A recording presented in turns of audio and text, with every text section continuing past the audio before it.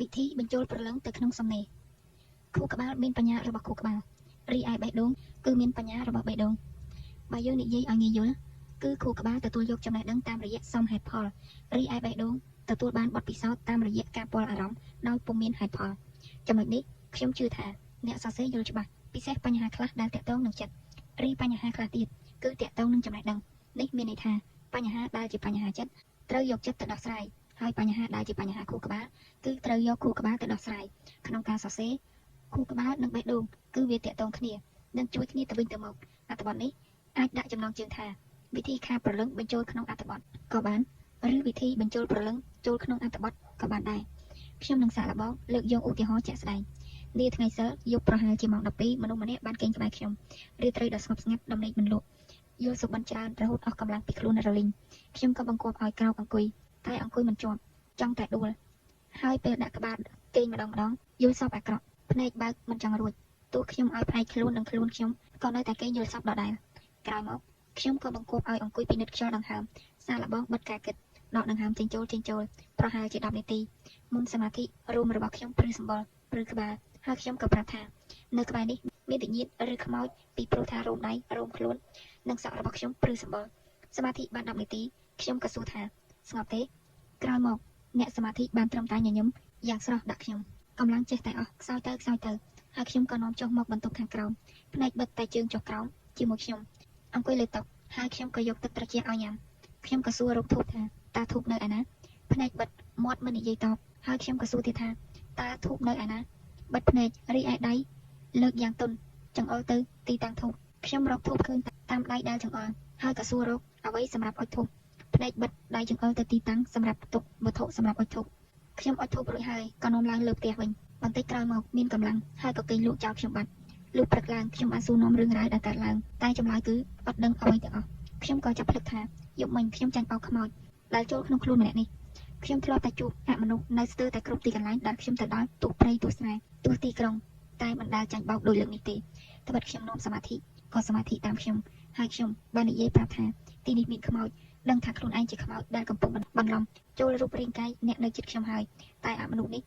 នៅតែធ្វើមិនដឹងបានទៀតអ្វីដែលលើកឡើងនេះគឺពុំមែនសម្រាប់ពិចារណាទេព្រោះទោះយកខួរក្បាលអ្នកពូកែ10នាក់ឬ20នាក់មកគិតឲ្យយល់ក៏ពុំអាចគិតបានយល់ឡើយត្បិតតើតាអ្នកជួបបទពិសោធន៍ឲ្យផ្ទាល់ខ្ញុំសូមបញ្ជាក់ម្ដងទៀតថាមិនមានការពិចារណារកហេតុផលនៅទីនេះដាច់ខាតត្បិតបើពិចារណារកហេតុផលថាសមឬមិនសមនឹងឃើញតែលទ្ធផលមួយគត់គឺអ្នកសរសេរអត្ថបទនេះឈួតខ្ញុំក្នុងភាសាសាសនាគេហៅឈ្មោះខុសគ្នាតែខ្ញុំសូមនិយាយត្រឹមភាសាសាមញ្ញនិងអ្វីដែលខ្ញុំដឹងប៉ុណ្ណោះតើខ្ញុំចង់ភ្ជាប់អ្វីជាមួយនឹងការសរសេរអត្ថបទតើអ្វីជាការខាតព្រលឹងបញ្ចូលទៅក្នុងអត្ថបទនិពន្ធតើស្រូបរបៀបយ៉ាងម៉េចវិញដោយសារតែពិភពលោកមានចំណេះដឹងច្រើនមានព័ត៌មានច្រើនមិនថាក្នុងវិស័យវិទ្យាសាស្ត្រទស្សនវិជ្ជាឬសាសនាទេតែចំណេះដឹងទាំងឡាយគឺត្រូវបានកំណត់យកត្រឹមការប្រើការកើតបានផលអនុវត្តបាននិងនាំប្រយោជន៍រួមតើអ្វីជាការបញ្ចូលព្រលឹងទៅក្នុងអត្ថបទនិពន្ធ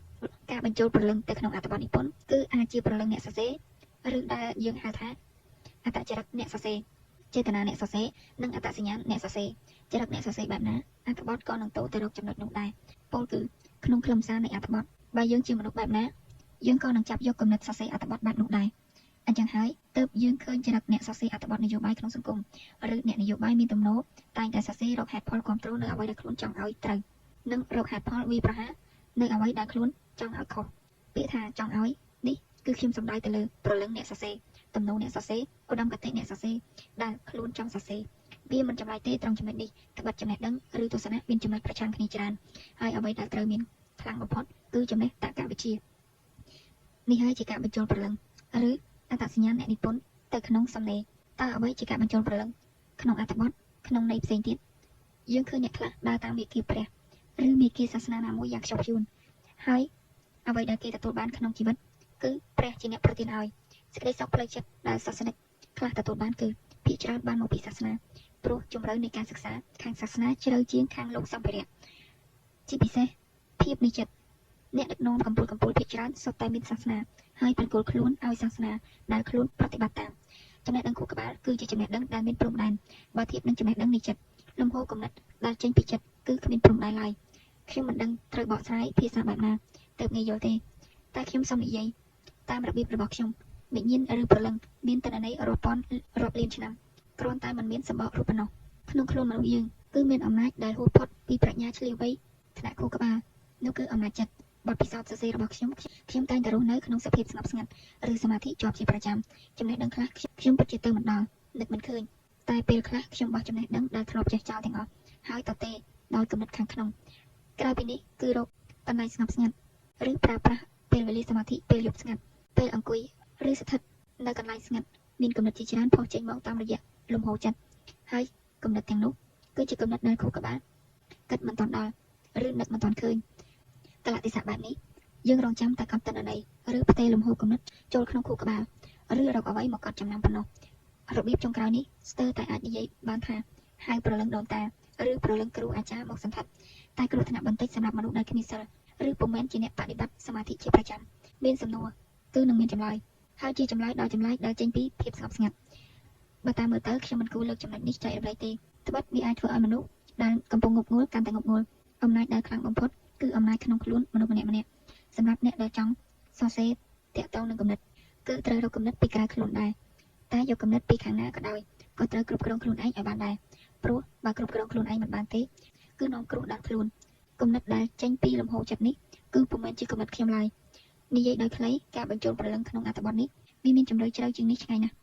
តែខ្ញុំរៀបរាប់មិនចេញអត្ថបទនេះពុំមែនសម្រាប់ពិចារណាហើយក៏ពុំមែនសម្រាប់ពិសោធន៍ដែរ